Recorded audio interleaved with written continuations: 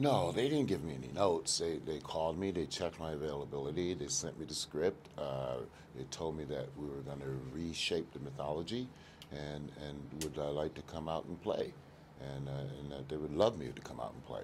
So I was just thrilled to be invited.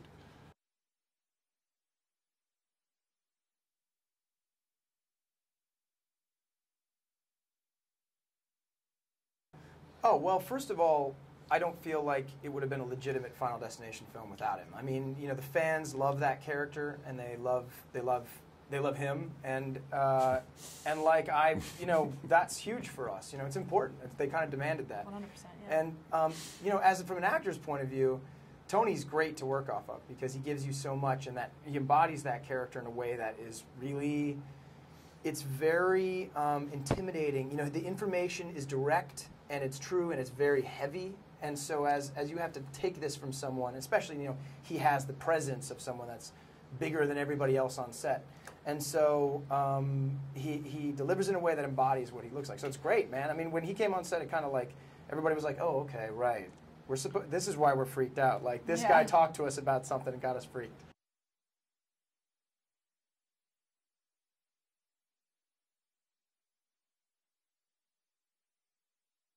Well, okay, the audition process for me was very quick. I was cast very late in the process, so I had one audition. I went in to meet New Line. Everyone was already up in Vancouver. And then, like, the next day I flew out for 3 months. But when I got to Vancouver, Steven he took us all separately to dinner and talked to us about our perception of the character and what he's thinking to do, and he talked about the 3D cameras and what that was really going to be like, because he has this girth of knowledge about 3D. You know, he helped develop it on Avatar, and so yeah, it became a very collaborative experience back and forth.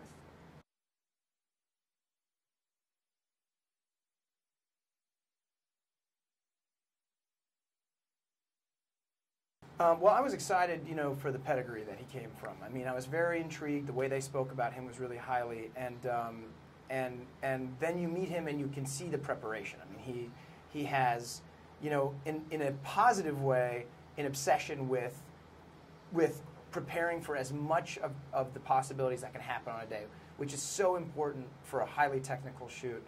And I think in that way we felt very much in good hands. In working with him as an actor, you know, it's that great fun thing. You know, you take a little bit of time to learn. He had freely admitted, like, this is my first time helming this all myself. I'm still a young actor, so I'm still learning as I go. And we developed a dialogue with each other, and it was something I felt really comfortable with because we worked together almost every day for 3 months.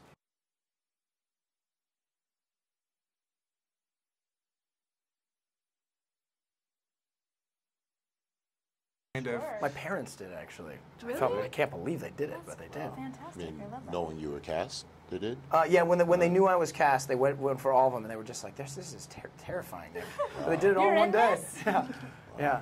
I did, but not all in one day. Yeah, I need to take it in small doses. I had seen the first one and I loved it, but then I had to watch the other ones kind of weekly.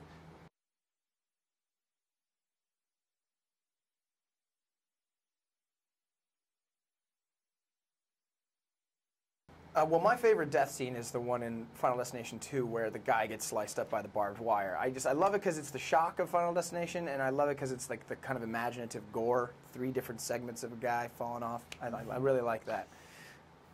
Yeah, I mean, yeah, if you guys want to go down the line. My favorite death is probably the tanning booth. Just because I've never actually been in a tanning booth, but it looks terrifying just in general. So when they had that come out, I was like, oh yeah, no, never gonna get a tan. It's just awful. And for me, the woman being hit by the bus in the first one, I thought it was so sudden. For me, it was the first time I said, okay, that's Final Destination.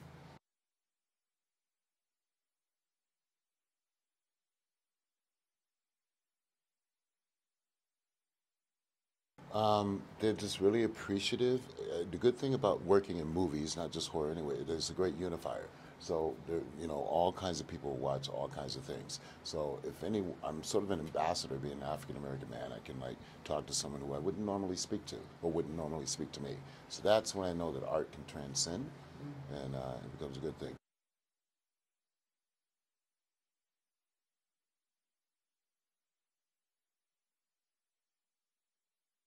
I mean, call me what you will. I mean, if you're gonna call me queen, I ain't gonna kick you out of the room. Right. Yeah, I mean, I've been incredibly lucky and blessed, and one of the most amazing things about the horror genre are the fans, and they're very loyal fans, and they're so vibrant. Like they get their voice out there, and they support 100%.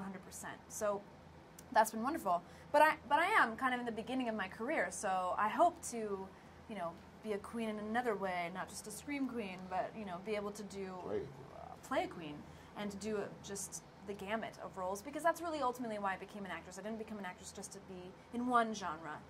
I've been very lucky in this genre, but yeah, it'd be nice to play them all.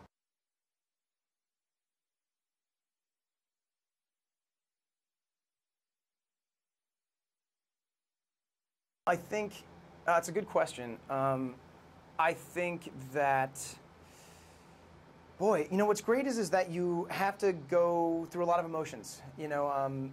It's for me in particular. I got to run the gamut. I get to have. I've done a lot of romantic comedy stuff before. I get to have that here with her in some small scenes where we get to try and hold on to each other and have that romantic relationship. But I think you learn. I can just speak about this particular film. I learned about the action sequence. I learned about shooting with green screen. Learned about massive sets, and I learned about sustaining energy that you need over an extended period of shooting to match the energy that's necessary to bring it for a movie like Final Destination. So I think that it's a great training, and it inundates you with that stuff.